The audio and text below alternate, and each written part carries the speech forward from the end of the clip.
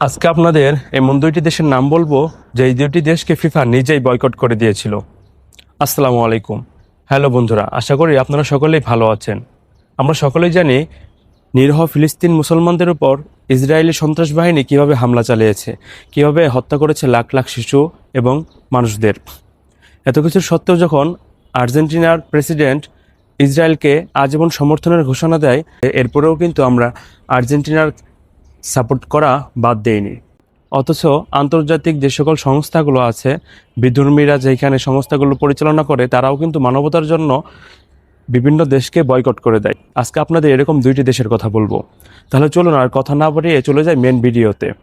প্রথমেই বলবো আমরা 2022 সালের কথা, যেখানে রাশিয়াকে মানবতা বিরোধী যুদ্ধের জন্য আন্তর্জাতিক বিশ্বকাপ থেকে বাদ দেওয়া হয়।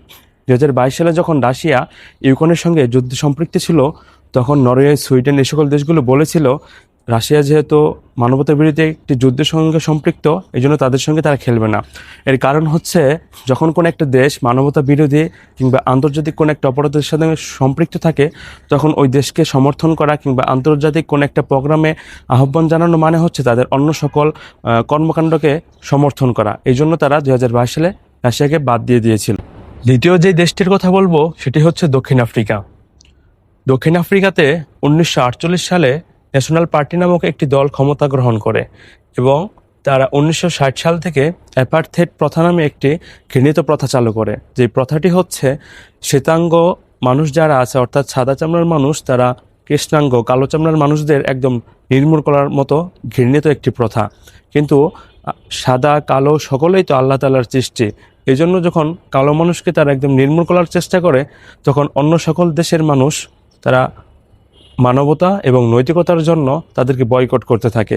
যেরকম 1964 সালে আন্তর্জাতিক অলিম্পিক থেকে দক্ষিণ আফ্রিকাকে বাদ দেওয়া হয় এবং 1970 সালে ফিফা বিশ্বকাপ থেকে দক্ষিণ আফ্রিকাকে বাদ দেওয়া হয়। এর কারণ হচ্ছে, যখন একটি দেশ মানবতা বিরোধী এবং গণহত্যার মতো কাজে সম্পৃক্ত থাকে, তখন ওই দেশকে আন্তর্জাতিক মহলের কোনো প্রোগ্রাম কিংবা কোনো সমাবেশে আহ্বান জানানো কিংবা তাদের সঙ্গে কোনো মিটিং মিছিল করা, এটা হচ্ছে তাদেরকে অন্যান্য যে গণহত্যা, মানবতা বিরোধী কাজ, এই সকল কাজে সমর্থন জানানোর মতো একটি কাজ।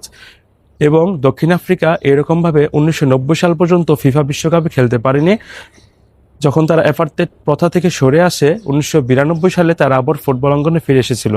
তো বন্ধুরা, তোমাদেরকে যেটা বলতে চাচ্ছিলাম, ইসরায়েলি সন্ত্রাসী বাহিনী যখন ফিলিস্তিনি সাধারণ মানুষের উপর হামলা চালায়, গণহত্যা চালায়, এরপরও কিন্তু আর্জেন্টিনার যে ইহুদিবাদী সরকার আছে, রাষ্ট্রপ্রধান আছে, সে কিন্তু ইসরায়েলকে আজীবন সমর্থনের ঘোষণা দিয়েছে।